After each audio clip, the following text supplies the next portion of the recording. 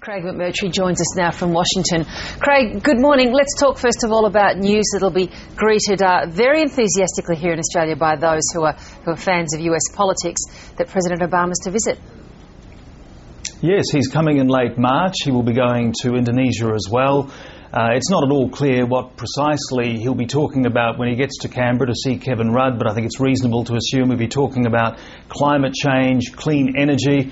He'll certainly be interested in matters economic. The Australian economy is performing somewhat better than the US economy. And of course he'll be talking about defence and Afghanistan. The two men have said, you talk to insiders, they're said to get along on an intellectual level. They're not emotional buddies in the way that maybe Bush and Howard were, but they are said to have a real rapport. And certainly, if you look at the things that President Obama has to get done in the first quarter of this year, a trip to Australia is a pretty easy assignment by comparison with some. Yes, it's just only going to get harder for him this year, and I guess the budget indicates that because he describes it almost as a war budget. He says we're at war.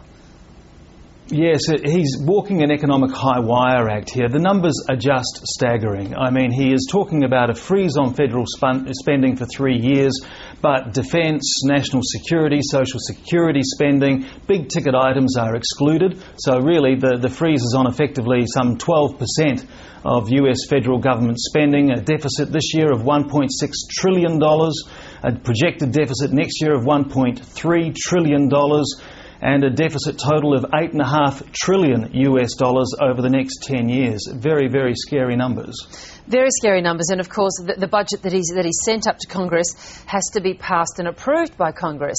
What are the chances of that happening?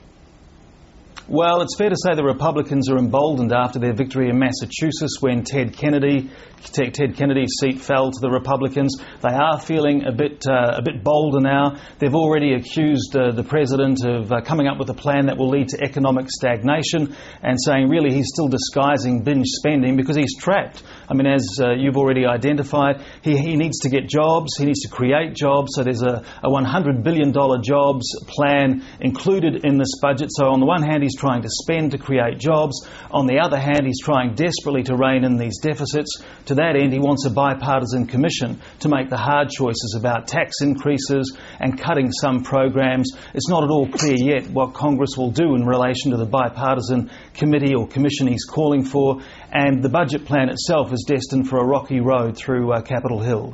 And what about the future of health reform that goes on at the same time? What's the latest there? Well, it's anyone's guess. I mean, certainly it didn't feature prominently in his State of the Union address. It did feature. He went to talk to the Republicans on the weekend and to the Lion's Den, as it were. There was an exchange. It was widely reported in this country. It's not at all clear where his health reform package sits right now. I guess the popular betting is that it'll have to be pared back, but some of the essentials might still be put through Congress. But it really is an open question, and it's such a big deal for him, because he campaigned on this issue. So it's a work in progress, like so much of the Obama agenda right now. Craig McMurtry, good to talk to you. Thanks so much. Okay.